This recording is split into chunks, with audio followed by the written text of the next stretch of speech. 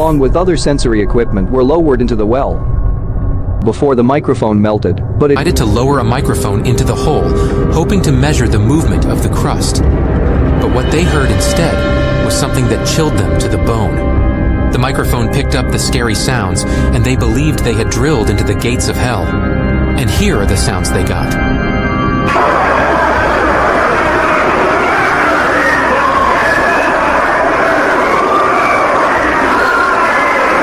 A certain rich man which clothed in purple and fine linen and fed sumptuously every day. And there was a certain beggar named Lazarus. By the way, this is a true life story.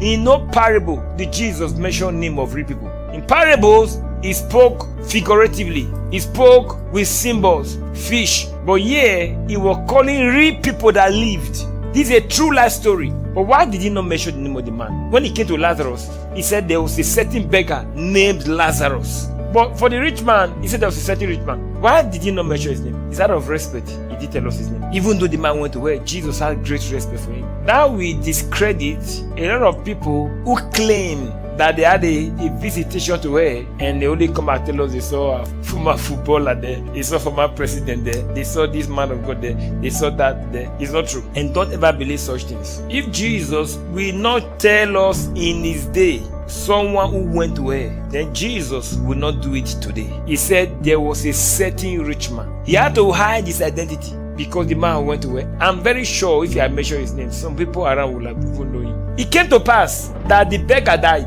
and was carried by the angels into Abraham's bosom. And the rich man also died and was buried. And in her, he lifted up his eyes. Death is just a transition.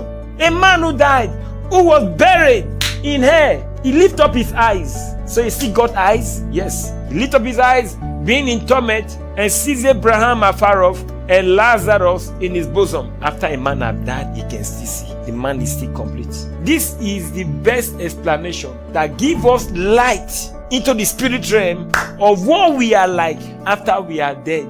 He cried and said, Father Abraham, have mercy on me. And said, who? Why didn't he send that guy? Meaning he still recognized Lazarus. In air, his memory is intact. He recognized Lazarus. He knew the guy. He said, send Lazarus, that I will dip the tip of finger in the water and cool my tongue. A man in air is tasty. These guys are living real life in air. He could talk, he spoke to Abraham, then he was tasty, then he could feel it. All the things a normal human being feels, this man still experiences them in air.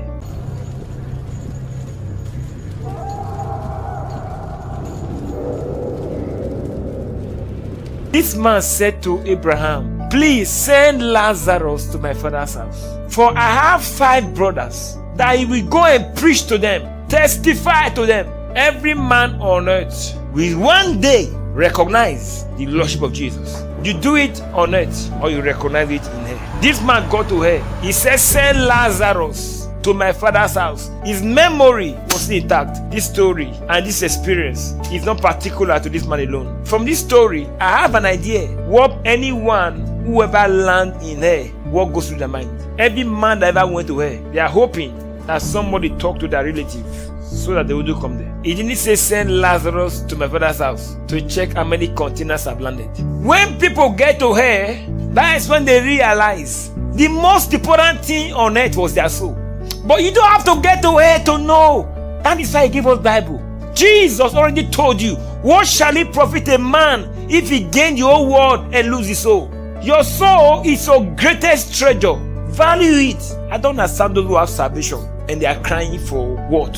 How could somebody have salvation? It's not satisfied. You are seeking satisfaction in a man, in a woman. People have pursued satisfaction. You marry at the expense of your salvation. You have salvation, you are not okay until you finally marry Satan and lose your salvation. You don't care. You don't know what you have.